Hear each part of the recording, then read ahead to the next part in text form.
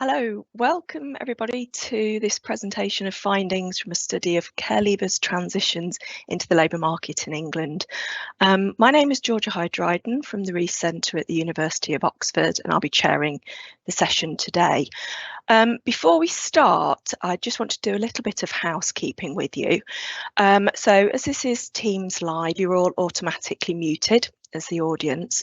So if you have any questions or comments as we go through the presentation, please can you put them in the Q&A section on the side of the screen. And there we've got a team, Maddie Breel and Andrew Brown will be picking up all those comments, questions and publishing them as they come through. So don't panic if you don't see a question come up on the screen. It might be, for instance, it's a technical question which they'll answer directly to you.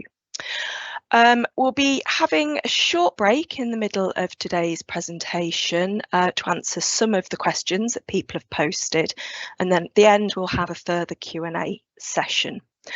So I'm very pleased to welcome Dr. Neil Harrison, Associate Professor of Education and Social Justice at University of Exeter and formerly Assistant Director at the Rees Centre.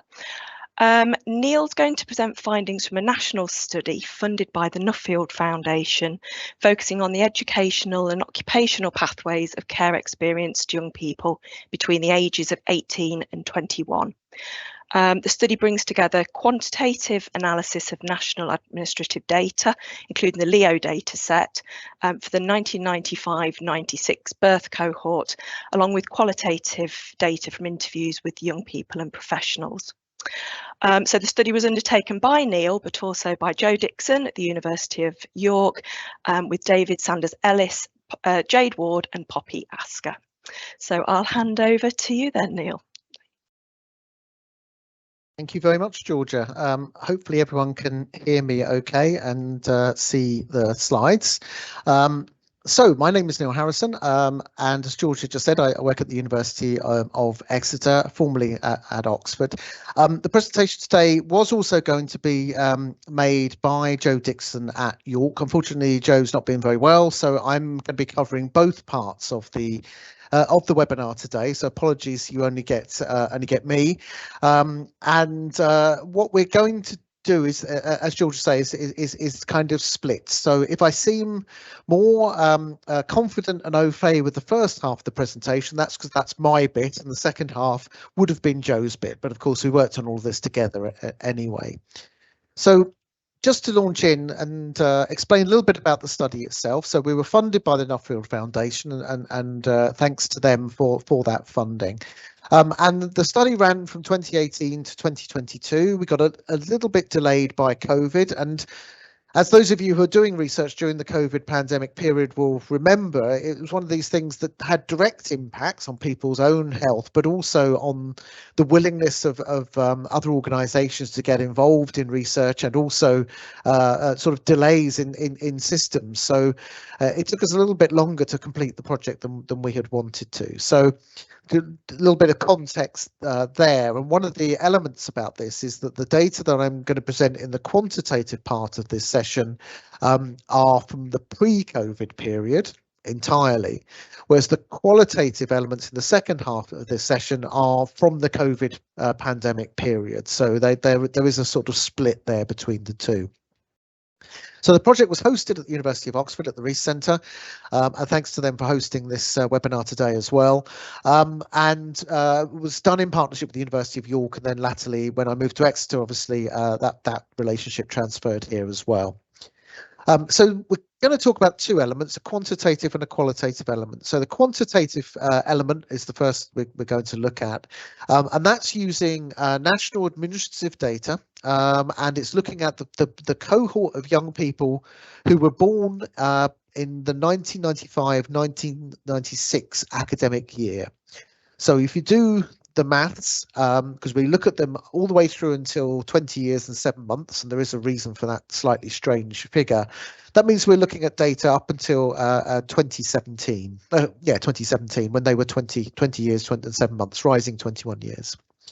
And then the second half, the qualitative analysis, based on a range of different approaches with young people themselves, young care leavers, but also with professionals working in the local authority as well. And we'll be combining those elements together. And we worked on 2 research questions, and these sort of fit quite neatly into the first one being the quantitative element, so looking at what factors, what predictors we could identify which influenced what happened to care leavers after they left school, after the age of 16. And then the second of the research questions is much more about the barriers and facilitators that were then associated with that process. So, as I say, it was a mixed method design, which actually we sought to integrate both those elements, but there is a natural kind of break between research question 1, which was looking at what's happening, and research question 2, which was looking at why.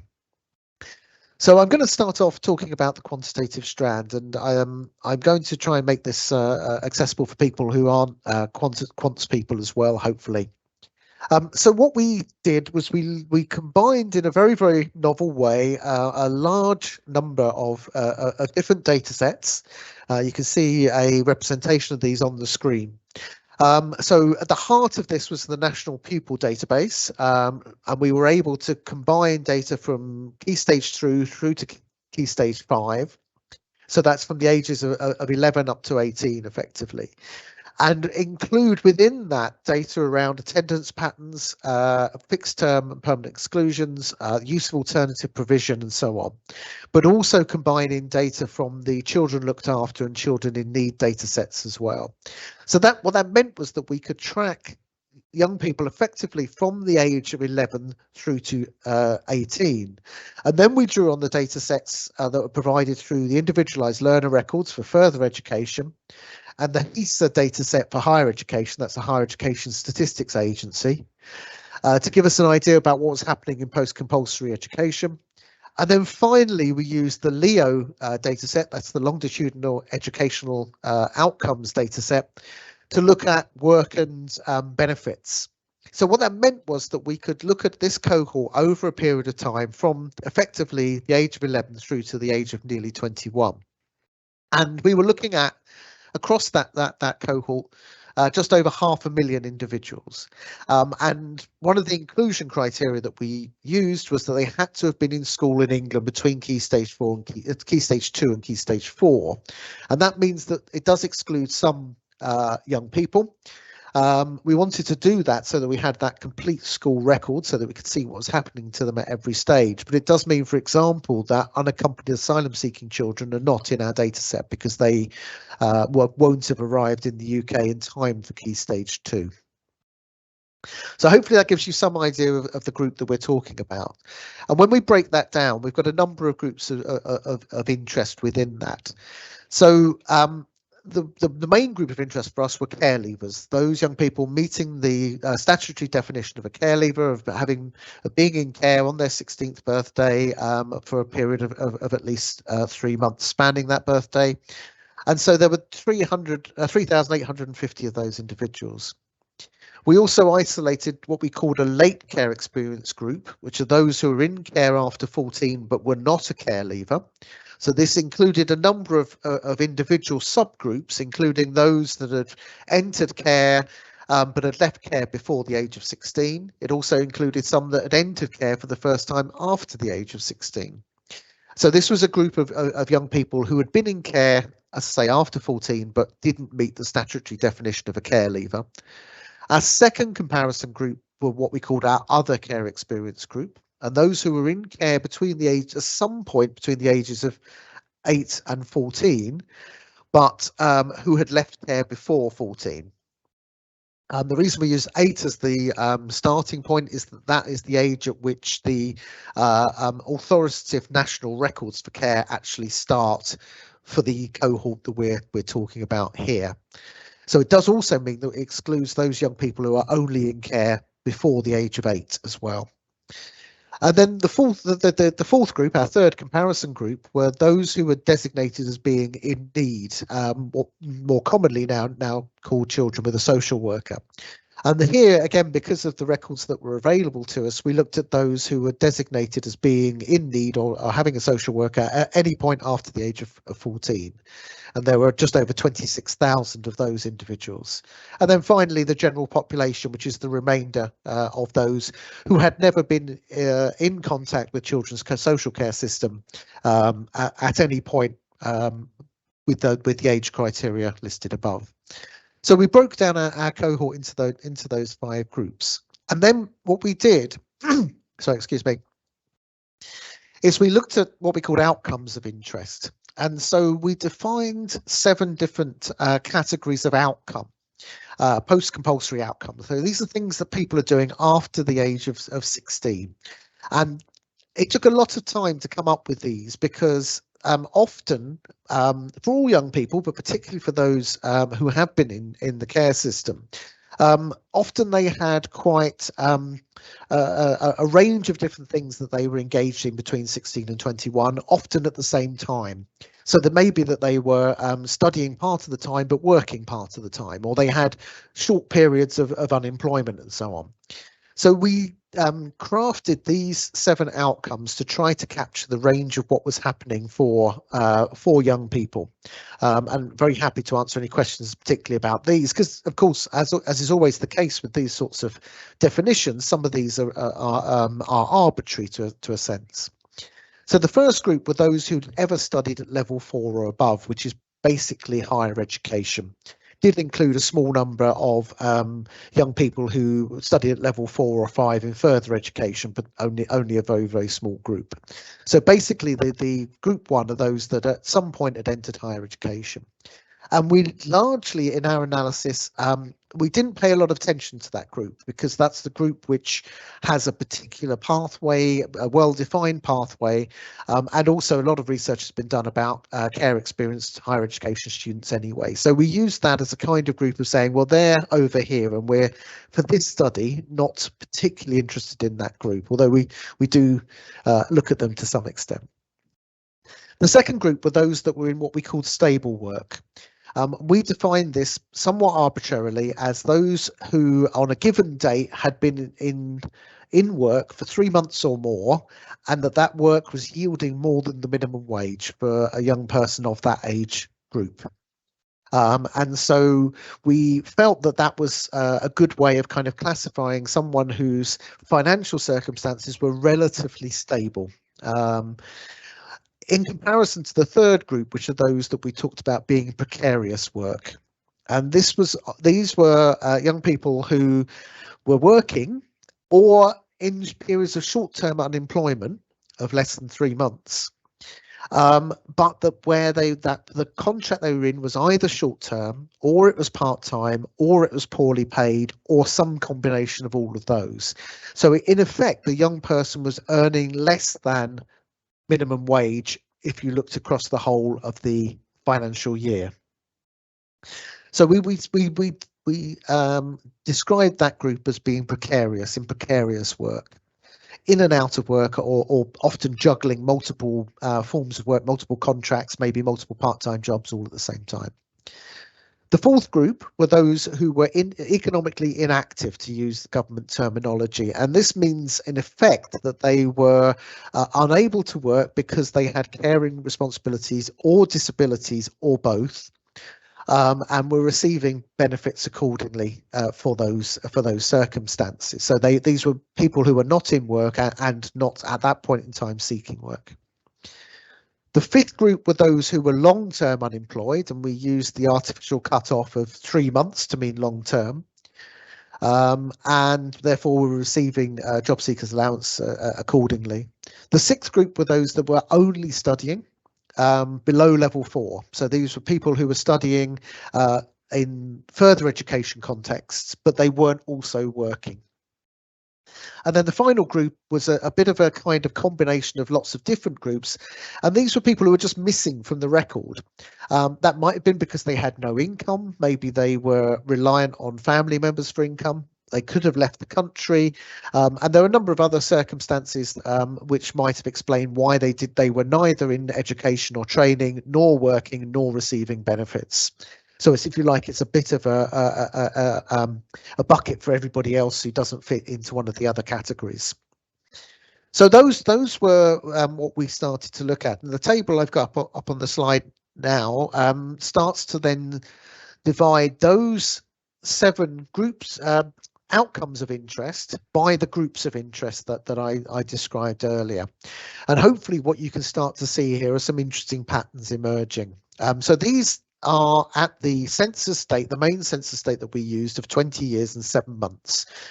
Now, the reason we use 20 years and 7 months is because that is the last data that we had, and because the financial records for employment and benefits run on an April to April year, whereas the academic year obviously is September to August. So basically we had to somehow try to coordinate the 2 forms of year that were not in sync. And what that meant was, with the data that was available to us, we looked at this sort of notional census date when the person became 20 years and 7 months old. So if we look and in the by columns at the different outcomes, in the first column you can see the level 4+ study group, the higher education group. At the bottom there, the general population, 46% of young people in that cohort had entered higher education at some point by that census date. And you can see there that the various need and care groups then have much lower participation in higher education, and that's something that's well documented. So care leavers there at 13%. The late care experience group, and this is something I'll come back to a couple of times, down at 8.8%, so the lowest. And then going up to the formerly in need group at 18%. So part way between the care experience group and the general population, although obviously closer to the former than to the latter. If we sorry, excuse me. If we go on to the stable work group, we can see again a very strong disparity there. That the young people in the general population, 21% of those were in stable work, compared to just 8.7% of care leavers. And again, you see this kind of gradient going through, that the late care experience group were much less likely to be in stable work, even than the other care groups. And the formerly in need group was in a midpoint between the care experience groups and the general population.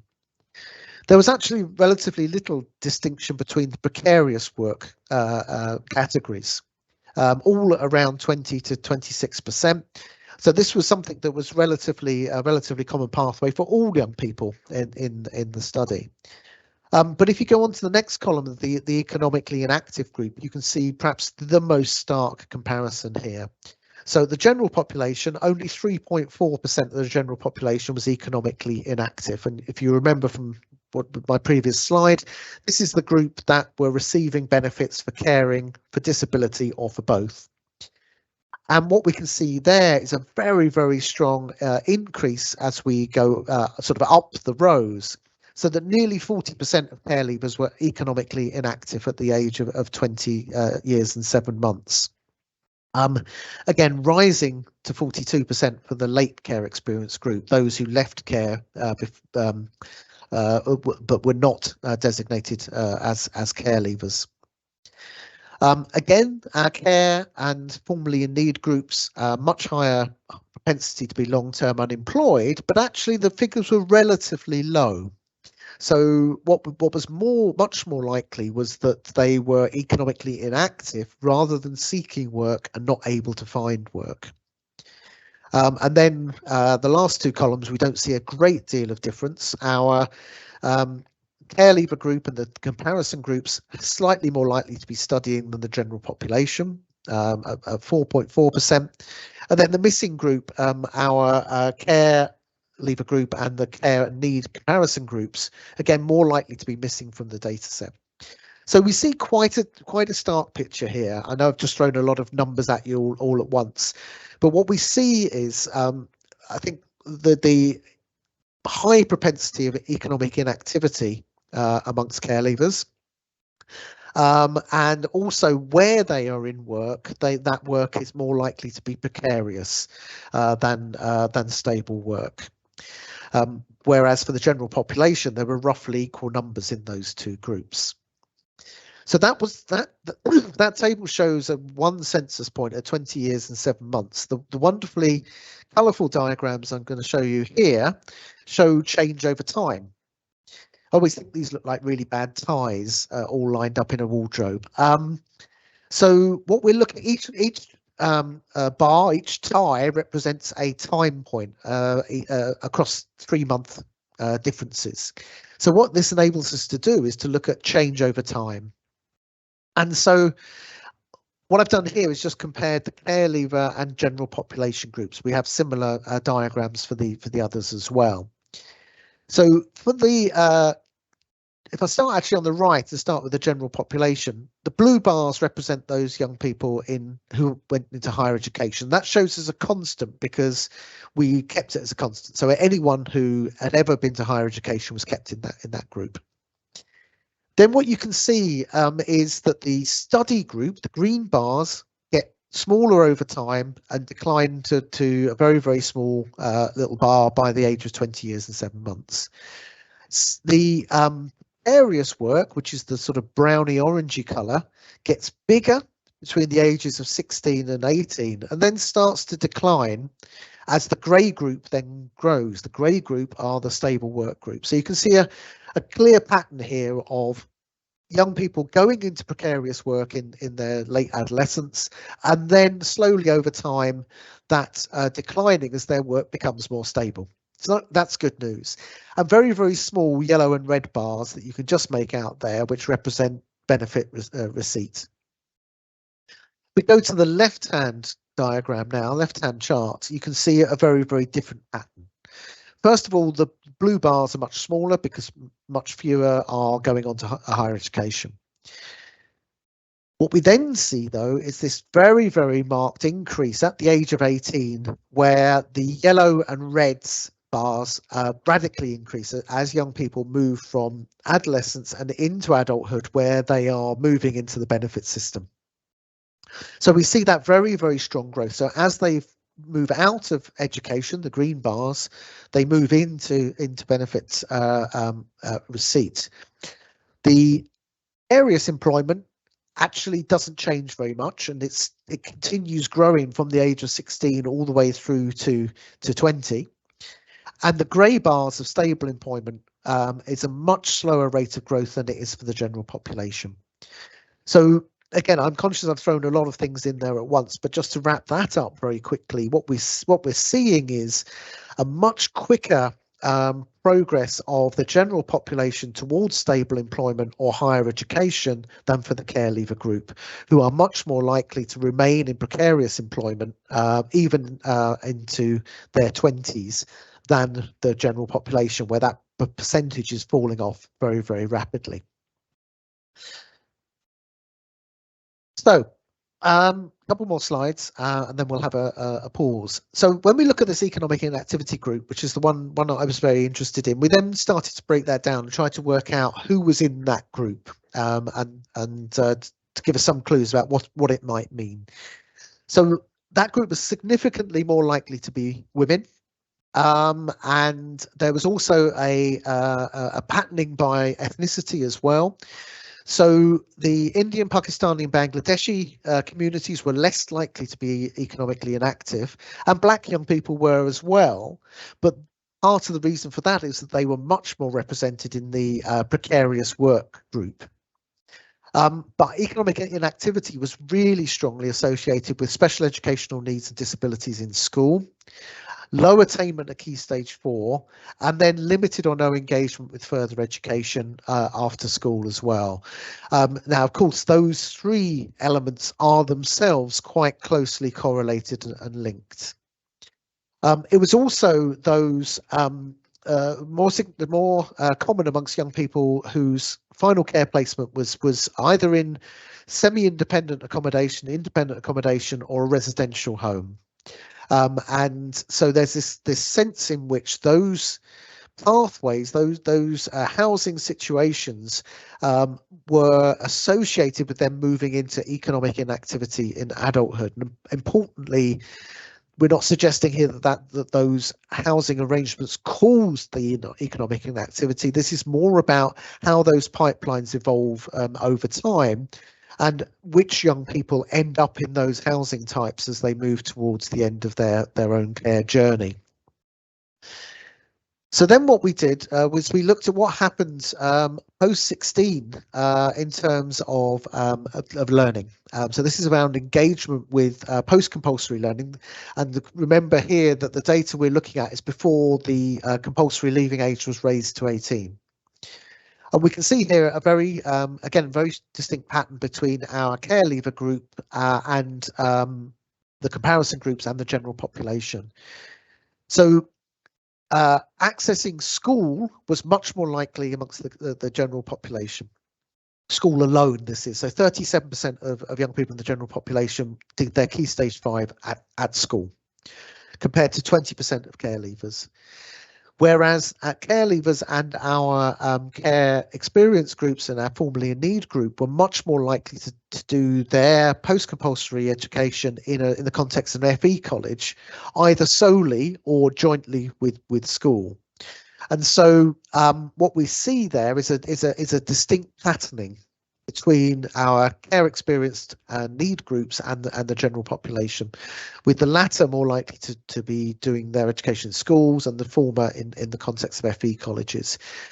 Our care leaver group, but also more particularly our groups who were our comparison groups, our late care experienced and other care experienced groups, were also more likely not to have done any post-compulsory learning whatsoever. And they were also much more likely to have only done post-compulsory education at level 1 or lower. So there's also something there about not just about the type of post-compulsory education, but also the level of study within that as well. So a very, very strong patterning there, which might be about sort of access to vocational qualifications, but also about qualifications at an appropriate level for that particular learner. And then we also looked at those outcomes at 20 years and 7 months in comparison to different types of care placements. So these are the final care placements. And we can see again patterns in what's happening here. So here we're only looking obviously at our care leaver group. And we can see here that there are certain forms of care placement that are associated with different outcomes. So, for example, foster care and kinship care had a much higher proportion of their young people going on to higher education than other forms of placement. Similarly, they were also associated with stable work as well. So there's something there perhaps about the types of support that those types of care are able to provide. But there's also, as I said earlier, something about which young people end up being directed to what types of placement. Very strong connection between residential homes in childhood and economic inactivity in adulthood. 60% there in going through in that circumstance. And if we look at the sort of precarious work, that was highest amongst kinship care and also those who had been placed with parents in their own homes, as well as with semi and fully independent living arrangements as well. And so again, we start to see these different kind of patterns associated. And I think the key point here is not, as I say, to suggest that these living arrangements dictated what happened in adulthood, but rather that the patterning starts at a very early stage, and that there is a relationship not just with what happens at school and what attainment there is at Key Stage 4, but also elements around, for example, special educational needs or mental health needs that then feed into the types of placement that young people have, and then both of those combine to then influence outcomes in early adulthood. So a final slide, and then we'll stop for any questions there might be, just to wrap up some of what I've said already. So there's this very strong patterning, very strong difference in the proportion who are economically inactive. 38% of care leavers, nearly 39%, economically inactive for 20 years and 7 months, compared to just 3% in the general population, so more than 10 times as many. On the other hand, unemployment was relatively rare and actually gets better over time.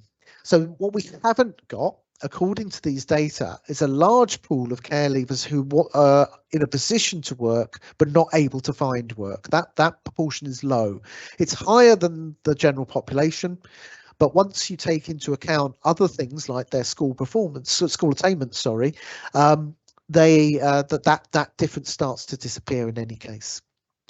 Our care leavers who are in work are disproportionately likely to be in precarious roles. So that came from our diagram about changes over time as well. We can see that whereas the general population moves from precarious to stable work, that doesn't happen with our care leaver group. There's not that same switch from precarious to stable work. Across all of the data, there's a lot of tables and charts within the full report, which you obviously can go and look at as well. There's a very strong relationship between key stage 4 attainment and outcomes, and particularly what we've highlighted is the role of English and maths. The young people who do get good, strong GCSE results in English and maths have more positive outcomes and pathways than those that don't achieve those at 16. Of course, they may well go back and achieve them later. Strong relationships with special educational needs, but also gender and ethnicity that I've also touched on as well. So one of the really important things is about how further education in particular provides a second chance pathway. I don't particularly like that terminology, but I haven't found a better one yet. But the idea that young people in the care system may not be in a position to attain highly at 16, 17, 18, but actually over 2/3 of them are accessing further education and may have the opportunity to attain highly a bit further on in their adolescence or early adulthood. So there's this idea or concern I think we have from the data that young people whose care leavers whose attainment at 16 isn't strong, there's a risk that they are filtered away into different forms of education, which may not match their own aspirations or their own potential in terms of their achievement and so on. And then finally, and this is something that surprised us a little bit, but not hugely, that the late care experience group, so if you remember, this is young people who are in care after the age of 14, but not classified as being care leavers, and therefore not getting support from their local authority in most cases, had usually returned back to their birth families, not exclusively. That group overall had the least positive outcomes. Now, what this suggests is two things. One is that the stability associated with long periods in care helps to provide for those positive outcomes. And in particular, instability during key stage 4, which that instability might be about changing schools, it might be about changing care placement, returning back to family, which may or may not work, and so on.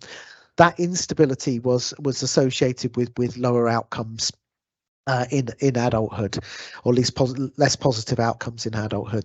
So I think that group becomes, for me, a group of concern. And as I say, the other element that we might hypothesize from this is that the support that local authorities provide through the virtual school, through leaving care teams and so on, that care leavers are able to access actually is having a positive effect, because those that are able to access that support are achieving more positive outcomes. So I think at that point I will pause and ask if there are any questions that people might like to ask, and I will briefly end the slideshow and so I can see people a little better. Thanks, Neil. Okay, so we've got 4 questions. So I'll just go through them in the order they came in. So the first one's quite short, just in respect of research question 2 and reference to stakeholders. Does this include care leavers themselves? Yes, it does. Yes, I'll come on to that second. We struggled a little bit with recruiting young people because it was mid-pandemic, and there was partly an issue about difficulty making contact, but also we were very, very keenly aware about the challenges that the pandemic had for them in terms of their own well-being and so on as well. But yes, I'll come on to that in a second. Great. And the next from Kirsten, does economically inactive also capture those who may be in the justice system? Now that's a good question. No, I don't think so. I think that is more likely, that group is more likely to be in the missing category. But with the data that we had, we couldn't be certain of that. Now, it is possible to link in data from the criminal justice system as well. And that might be something that's a good thing to do in a future project. But we suspect that group is the missing group, or part of the missing group. Great, thank you. And then a question from Barney. Did group 2, so stable work or self-employment, include those on apprenticeships who could be paid at the much lower apprenticeship minimum wage levels? And linked to that, and more generally, were those on the apprenticeships identified as a specific cohort? So the answer there is a guarded no, and the reason for that is that within the individualized learner record dataset, it isn't that straightforward to identify apprentices, because apprentices are doing a collection of different qualifications at different times and at different paces. And so you can't say this person's definitely an apprentice and this person definitely isn't. So we used a number of, we tried to find apprentices, but we weren't confident at any point that we could identify them with certainty. So apprentices will probably be in the precarious work group, because they will be, to our eyes, and I know this doesn't represent reality to some extent here, they will be people who are working and studying, but where the work is below the minimum wage level. So they would be in our precarious work group. And that wasn't wholly satisfactory. However, the other thing I would say here is that the numbers were very small. And that's something else I'll come back to in the second half of the presentation. Is that actually apprenticeships were not something which were unproblematic in terms of managing that process, and part of that comes back to the minimum wage issue. So I'm not explaining myself very well here. I'm trying not to give away the second part of the presentation, but maybe I just should. In effect, the young people struggled to take apprenticeship options because the pay was not sufficient to support their independent living arrangements, which tended to be very expensive. So the idea of apprenticeships in the round are predicated on a young person living with their family who's helping them to bear costs. And of course, for the groups that we were interested in, that was not likely to be a situation. It was for some who may have been reunited or may have been staying with extended family, for example. And also, we are also obviously aware that there are bursary schemes as well for apprenticeships to try to bridge that gap. But part of what we were hearing from young people was actually apprenticeships were often unviable as a way forwards, or at very least precarious and difficult. That's great. That's really interesting. And then I just had a final question. What impact do you think COVID would have had if you ran these analyses with newer data now?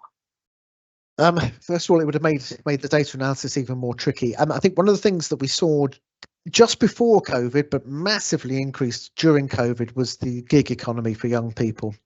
So I think we would have seen even more young people in the precarious work group across the board, because we know that became established as a pathway for young people to earn, particularly sort of delivery work and that sort of gig economy, 0-hour contracts sort of thing. So I think that would have really disrupted that pattern.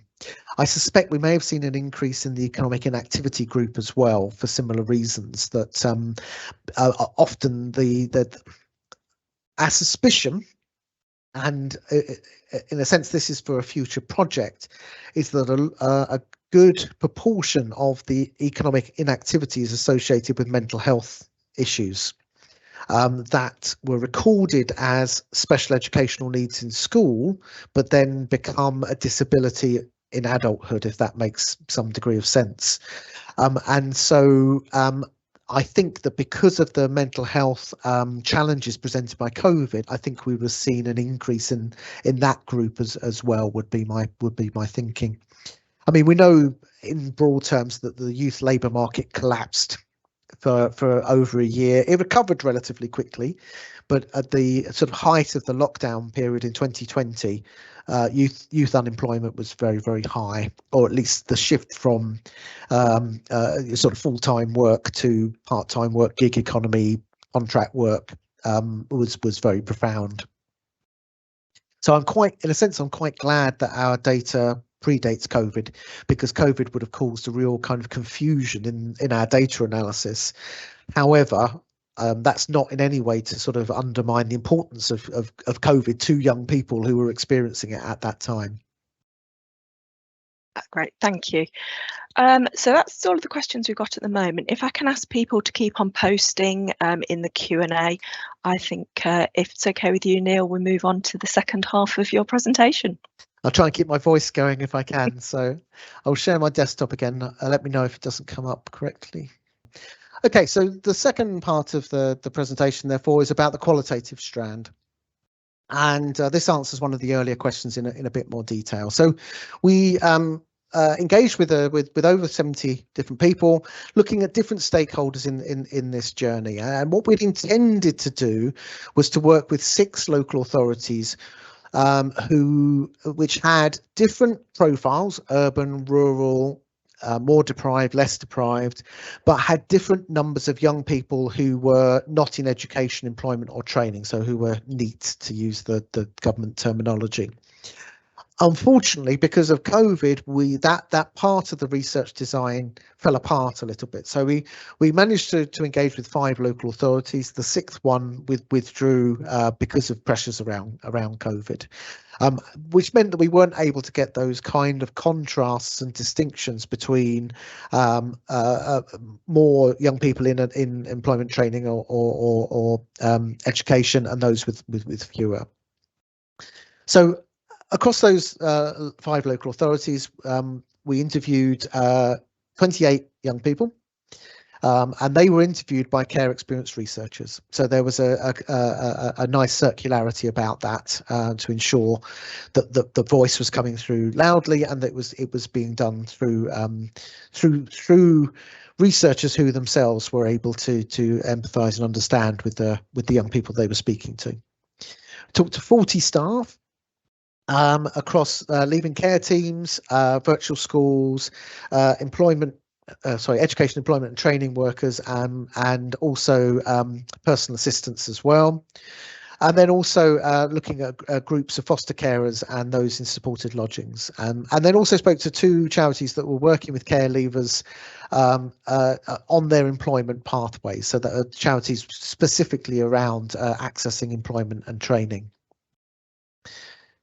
And so going to go through a quite a wide-ranging set of findings here, because actually we had some very, very rich stories, partly from the care leavers themselves, partly from the professionals working with them, and lots and lots of detail.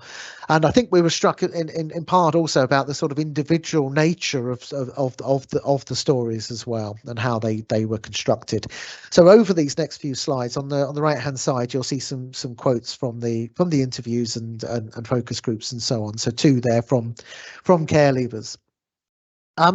So the first one really was about the importance of, or negative importance of disrupted education and the lasting impact that could have, particularly again where that was during the high stakes period of Key Stage 4, and the importance that Key Stage 4 had on onward pathways. So part of that was about all the positive elements of schooling, how that was they were able to relate to staff. Often the sort of discourse around particular teachers or particular other people who were helpful to them, and that actually was potentially being lost. But also the re-traumatization that could be associated with those moves, whether that's a move in school or disruption in terms of moving housing arrangements. and also anxieties around sort of what happens next. So around those transitions into adulthood, exiting care, often came just at the point where our education system says these exams are really important, whether that's GCSEs, A levels, or vocational qualifications. So it was a difficult time, and that was even without the overlay of the COVID pandemic.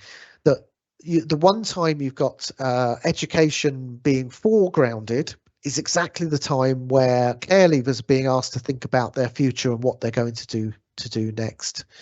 And that was very, very difficult for some of them. And often it was the education side that in the short term lost out. And you can see there from the second quote from the care leaver there about being distracted and couldn't concentrate at school.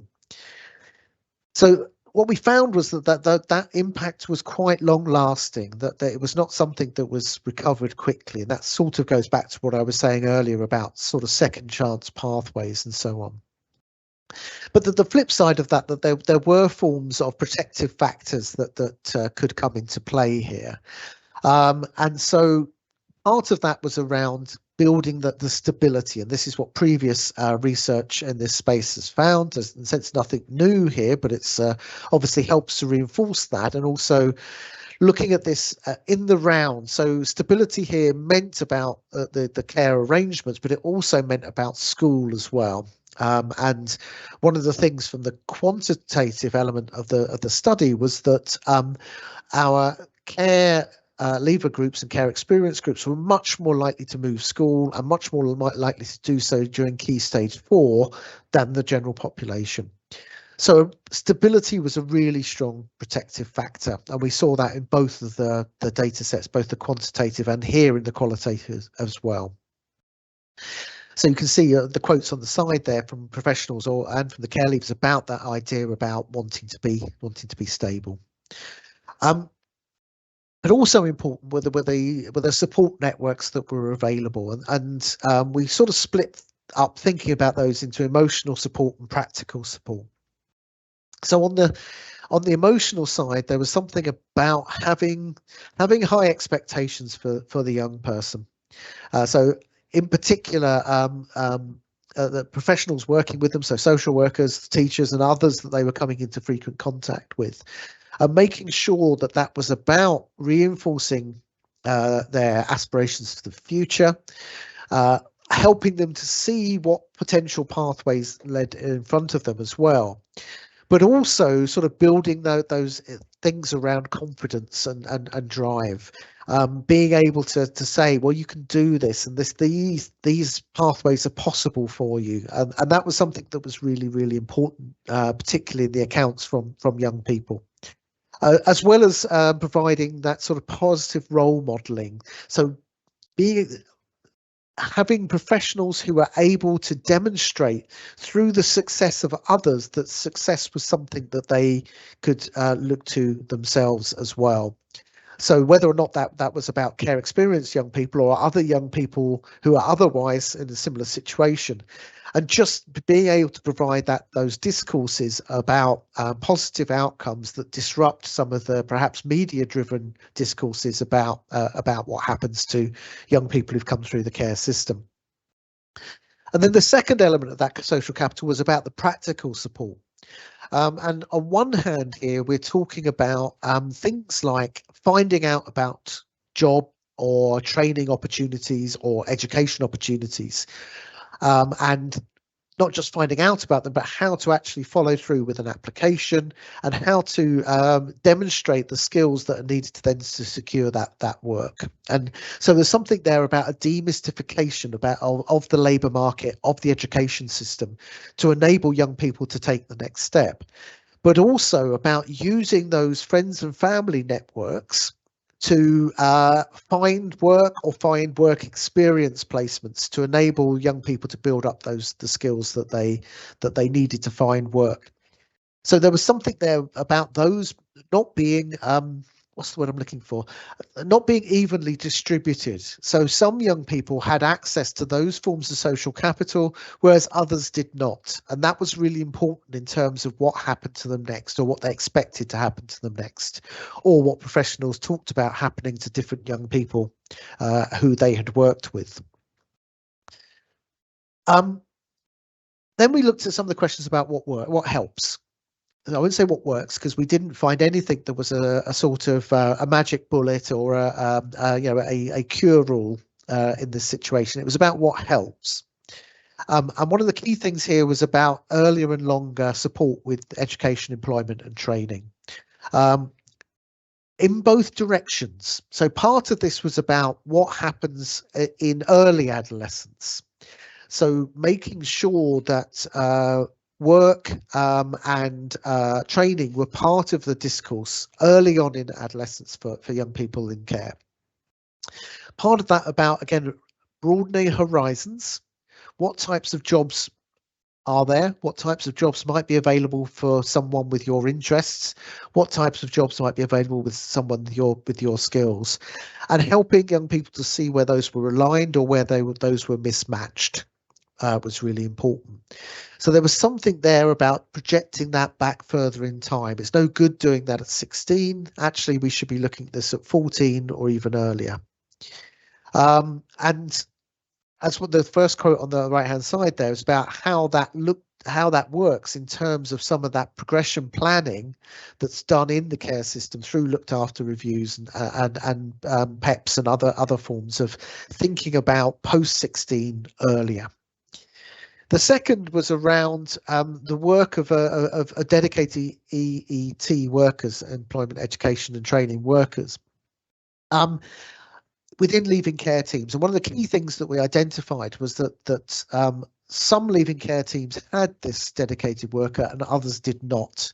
And it was something that was very highly valued by young people and also by other professionals as well, because this was a role which enabled the local authority to remain close to the local labour market, close to local further education colleges, and act as a form of a source of hot knowledge about what opportunities might come along next.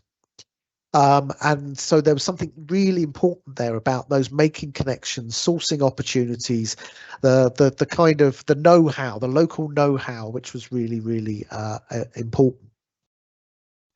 And then, if you like, projecting into the future, the role of the virtual school in looking at what happens beyond 18.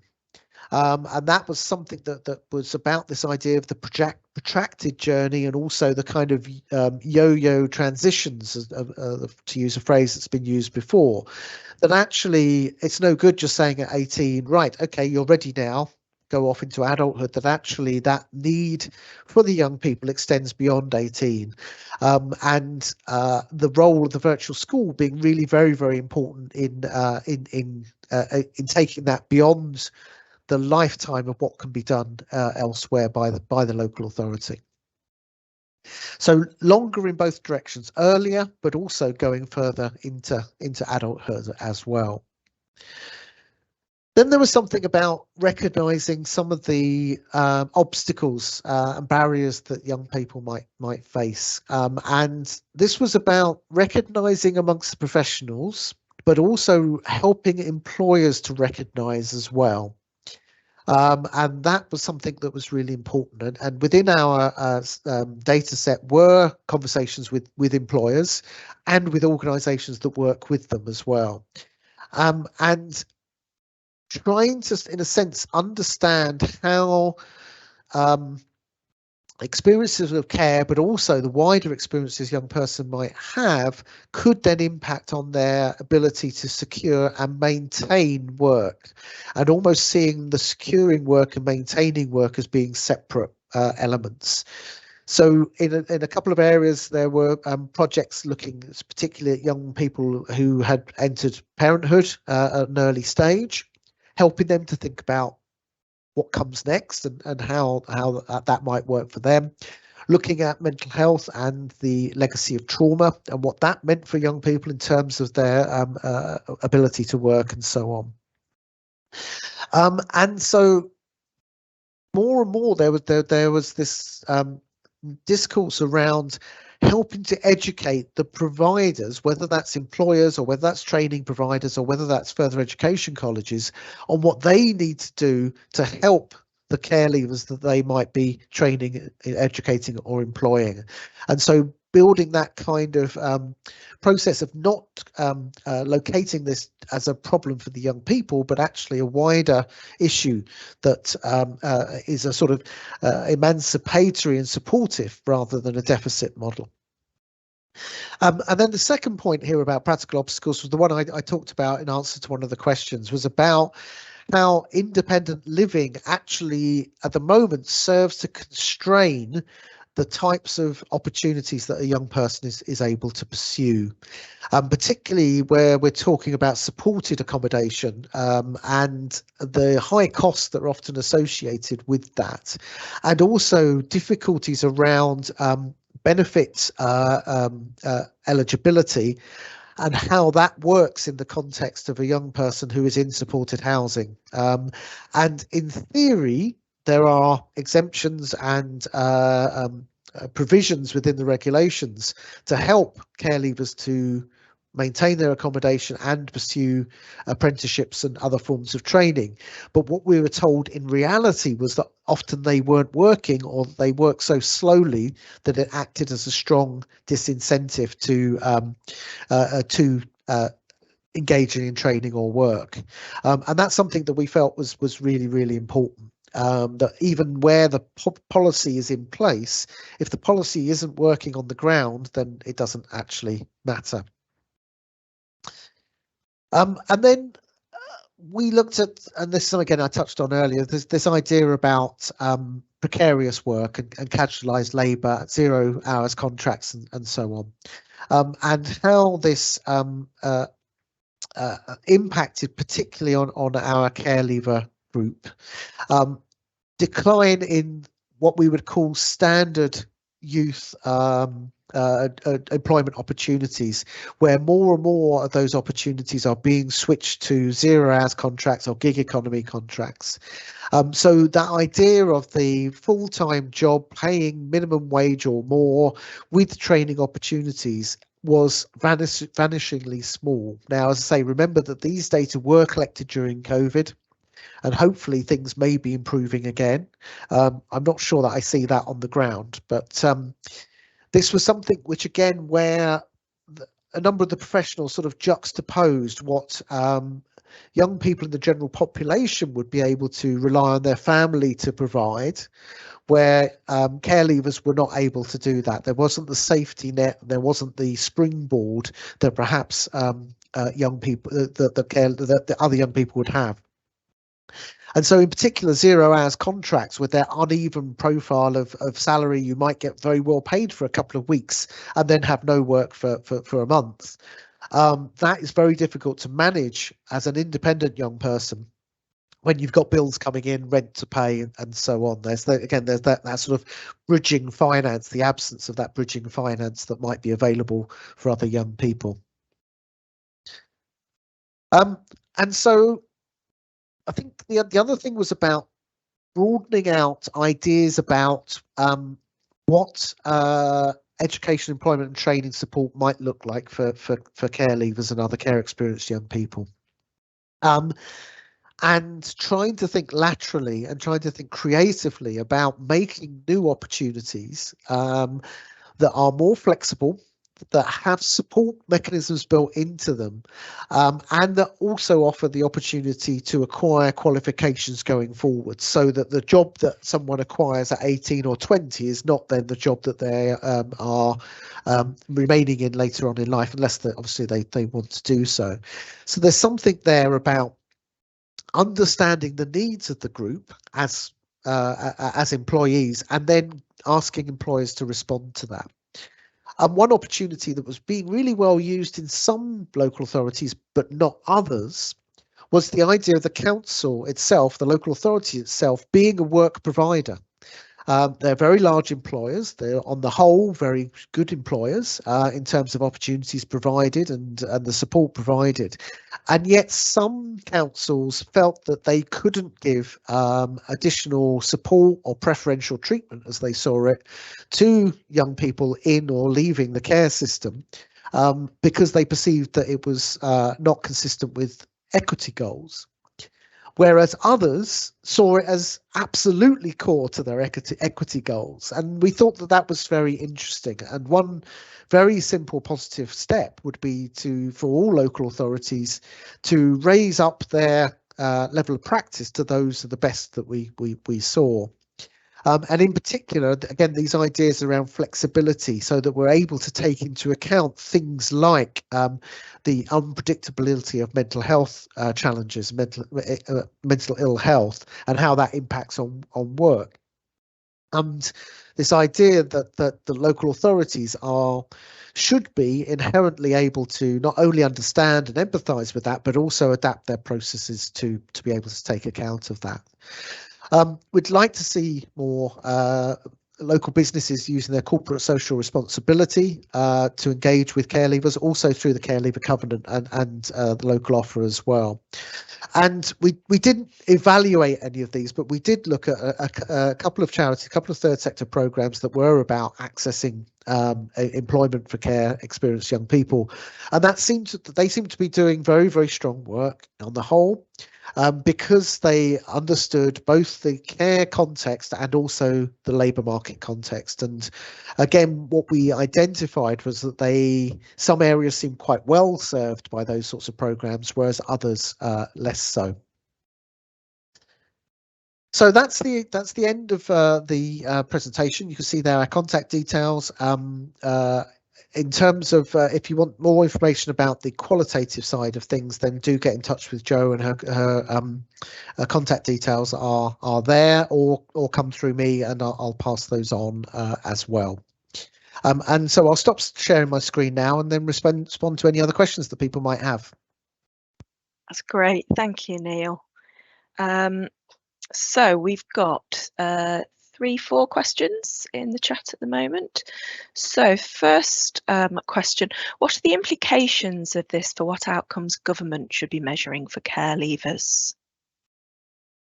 So it's interesting since, oh, hang on.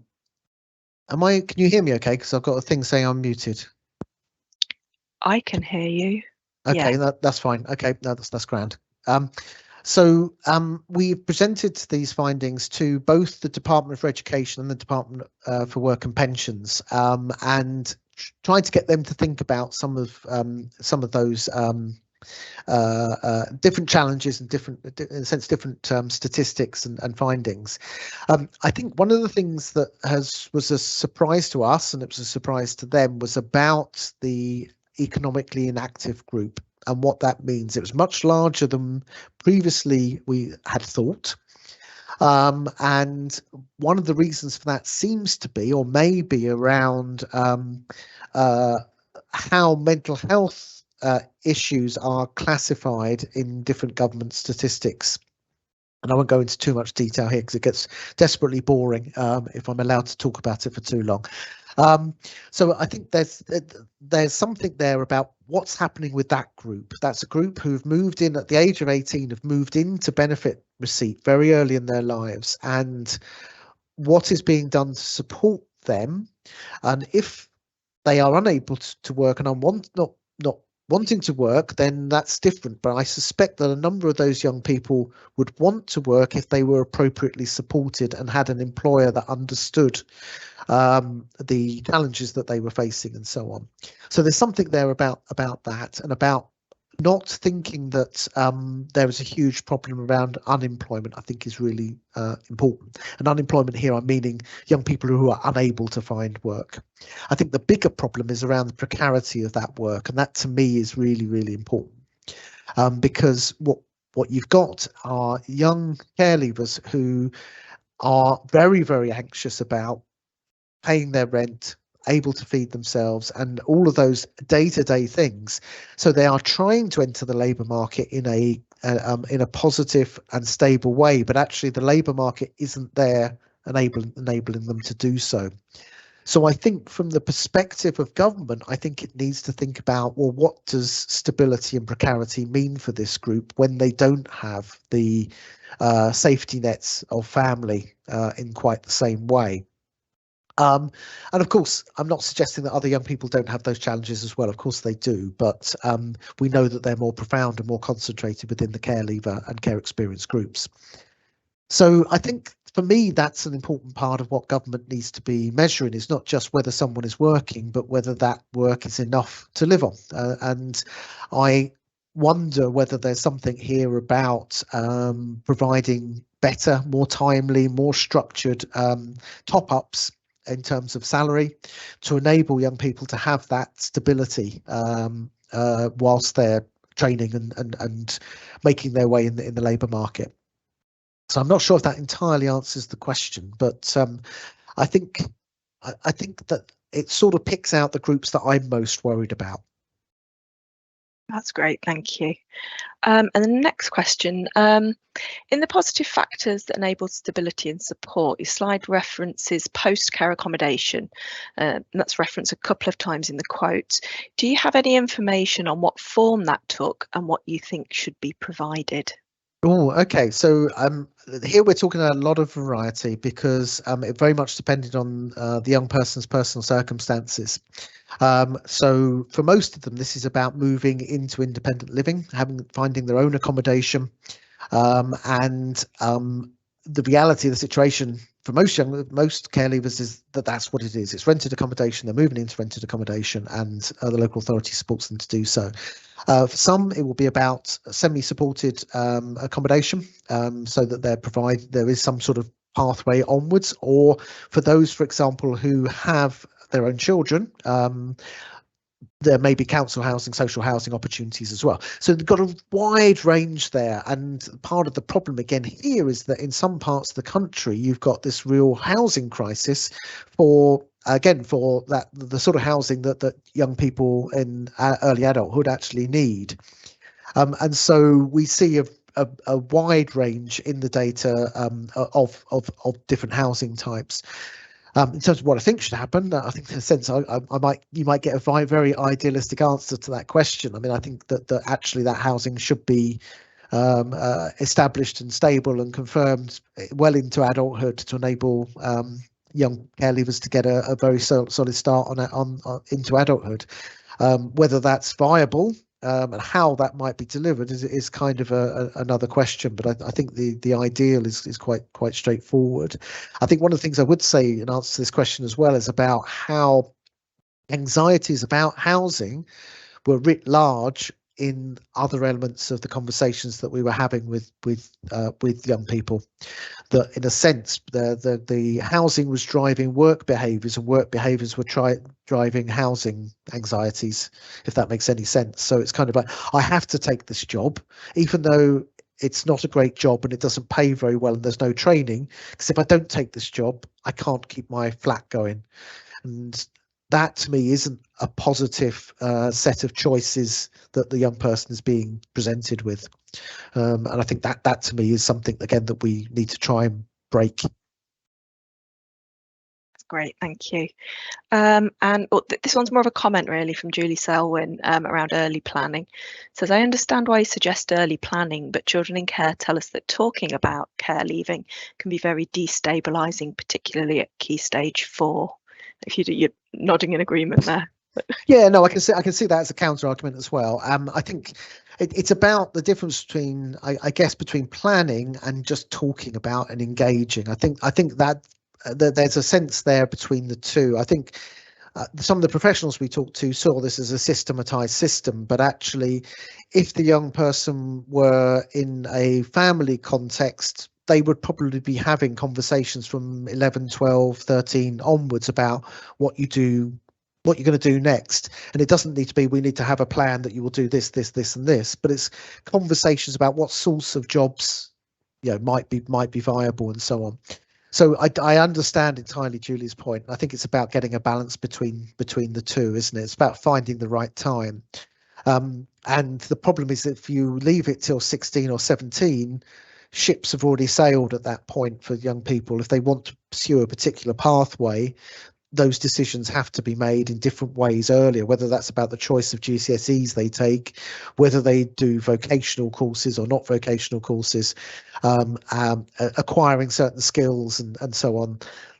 The reality kind of the education system is that it is a pipeline where the water travels very fast, and if you don't keep up, you get swept off to the side. And what I see through this project, but also through other work as well, is that a lot of young people in the care system are getting swept out of the pipeline at different points in time, and that's what I think we need to kind of challenge. On the other hand, this comes back to what I was saying about kind of second chances. Again, still don't like that phrase, still don't have a different one. Is about when they do leave the pipeline, how do we get them back in or find another pipeline for them? And accepting that maybe that's going to happen for some young people, because even through adolescence, they're not in a position for one reason or another to really think about their adult future. But making sure that when 18 comes, that there is some means of helping them to do so, and not having. We talk about a high stakes education system, but I think we also kind of have a high stakes care system as well, because if you miss certain milestones, you lose out on certain forms of support. So yeah, I hear you, Julie. Right. And then the final question we've had in, unless anyone else is typing as we speak, is from Michael. Does the term care leaver and the concept contribute negatively towards the issues that young people are facing? Yeah, it's a good question. I think the language is really, really important in general. I'm very, very conscious of language. I'm conscious, for example, I've talked about care placements quite a lot in this presentation. I know that some local authorities are moving away from the terminology of placement because it sounds very unagentic and something that's done to young people. The problem is if you don't use the word placement, at the moment, other people don't know what you mean. So I think care leaver is another word that I use it in this, we use it in this report, and I use it more generally because it's the government terminology and because it's got a meaning in law. When I'm talking more generally in this area, I talk about care experienced because that I think is a more inclusive term.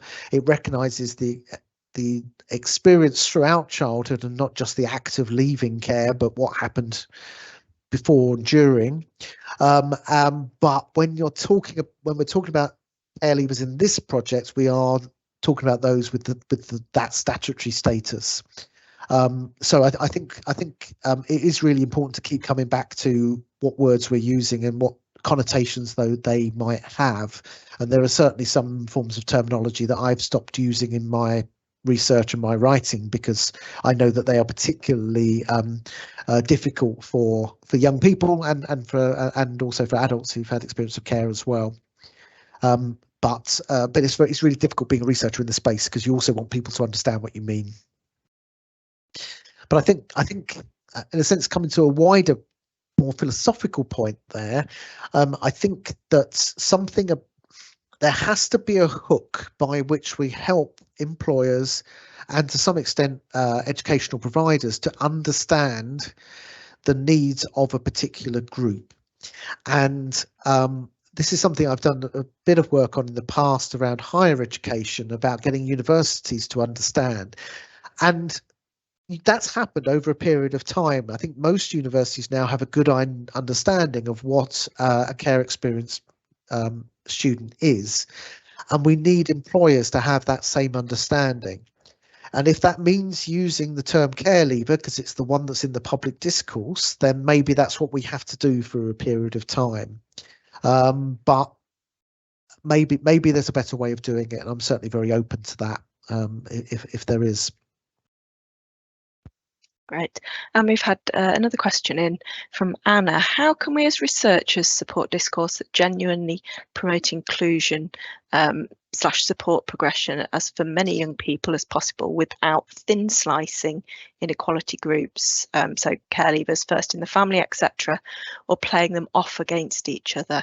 For instance, care leavers getting first dib at jobs, but not refugees. Not expecting you to have a perfect answer, but something I wonder about. Yes, no, it's really difficult, isn't it? And one of the things I kind of conceptualize here is that care experienced young people are often in lots of equity groups, as we might describe them, or groups of disadvantage, groups of exclusion, and so but they have a unique conjunction or constellation of those needs. So, for example, we know that roughly 3/4 of adolescents in the care system have identifiable mental ill health or mental health needs, and so when we're thinking about care leavers, or care experienced young people, we're also thinking about young people with mental health needs.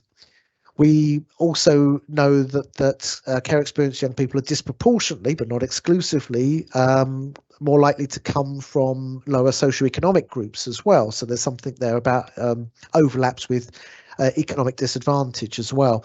So I suppose one of the ways of looking at this is that actually care leavers give us a conceptual opportunity to think about all equity groups at once, because very often they are in lots of different equity groups.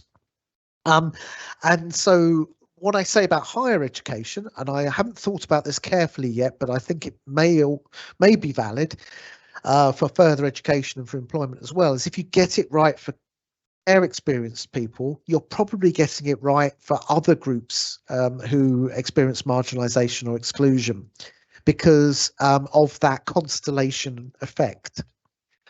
So I think that's one way of looking at it, is starting with a kind of rights-based approach, starting with voice and asking young people what they actually need, but also thinking about all of the intersectionalities that we have within that.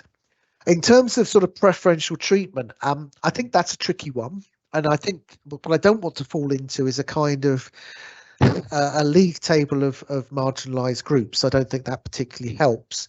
But I think the difference with care experienced young people is that there is a responsibility in law, and that's even stronger in Scotland, that they are under the care of the state.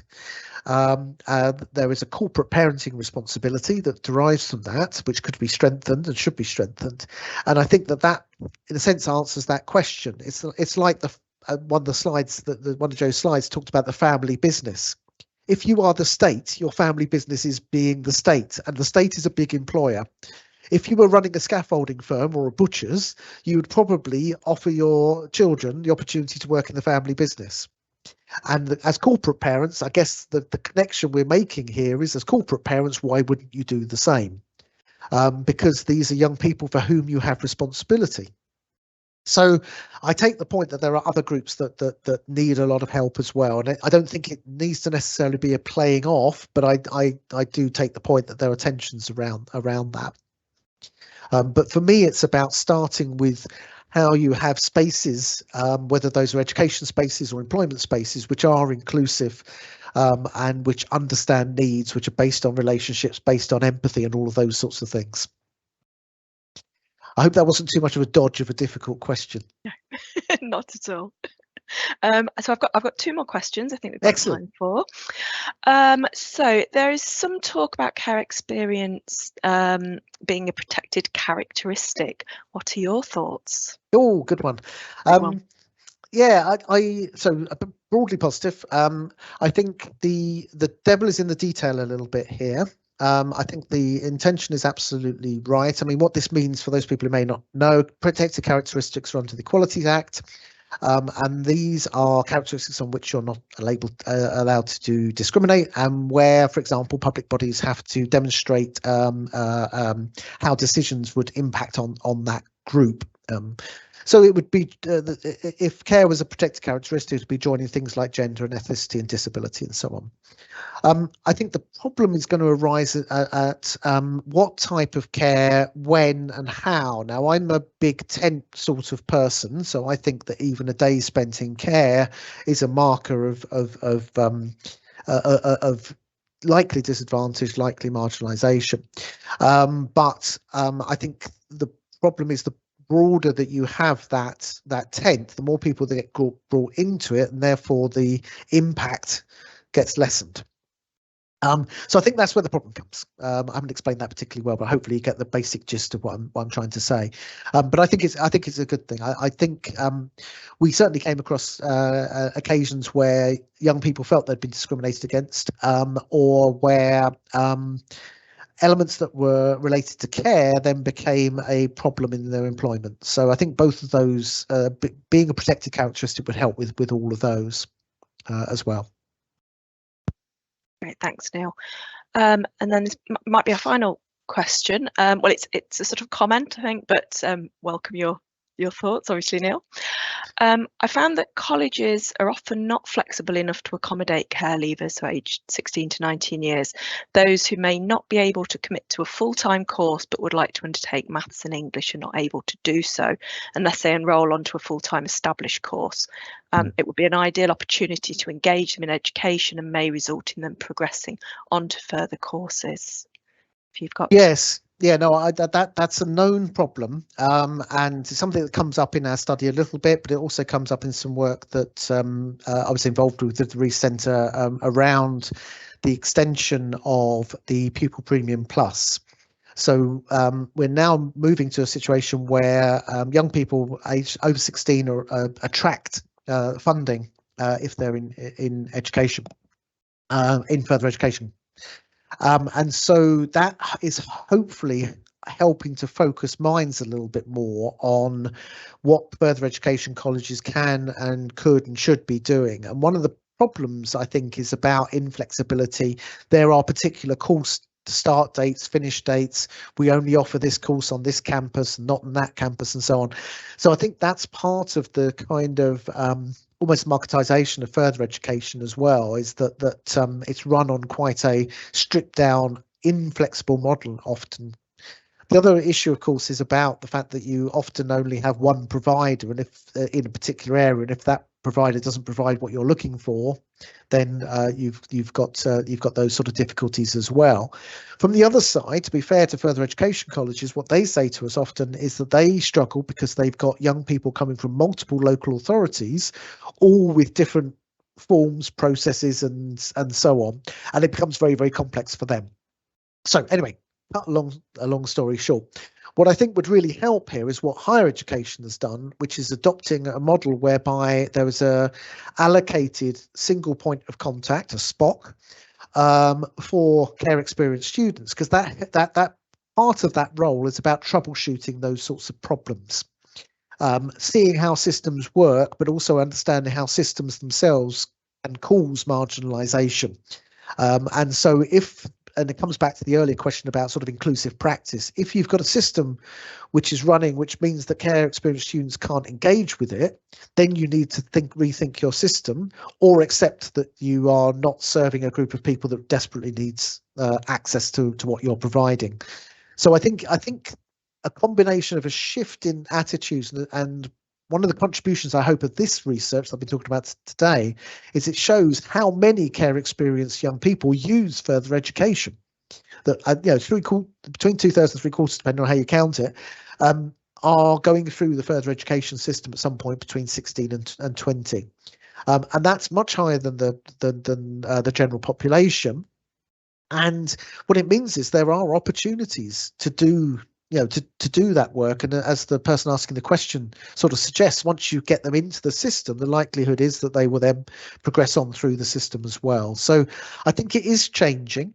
I think the other thing that, if you forgive me a quick plug, the other thing that's really helps here is the quality mark, which is run by the National Network for the Education of Care Leavers, originally designed for higher education, but also available to further education colleges as well. We've got a number of further education colleges who hold the quality mark, and we're hoping they sort of act as trailblazers for other colleges following suit as well. So it's a plug because I'm a trustee at the National Network.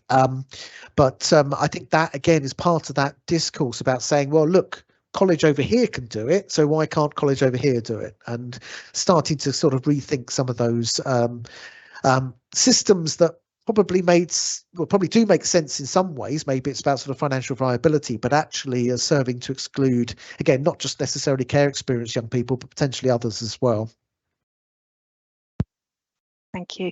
And then we've just got one final comment from Julie Selwyn, which I think relates to an earlier response saying, could there have been an overlap in your groups, children in need and children in care? No, they were mutually exclusive groups. So if someone had been in care, that knocked them out of the in need group. That again, we had to create some relatively sort of arbitrary boundaries there, but we started with care leavers. If you're not a care leaver, could you be a late care experience? If you're not late care experience, could you be other care experience? And if so, it was a kind of hierarchical, that's what I'm looking for, hierarchical sorting mechanism. So I was floundering around for a very well-known word that I couldn't quite get out my head there for a second, but yeah, it was hierarchical. Lovely. So I think I've answered all of the questions, which is fantastic. So thank you very much, Neil, for really a fascinating and thought-provoking presentation. It set off lots of thoughts in my head, certainly. And can I thank everyone for joining us today and for contributing your questions to today's webinar. You'll see that Maddie has added the full report into the Q&A, so there's a link there for you as well. And this webinar is being recorded, so it will be published on YouTube in due course, and we'll obviously advertise that as and when it happens. So I think we'll leave it there then. Thank you very much. Enjoy the rest of your day, and we hope to see you again soon. Bye. Thanks, everyone.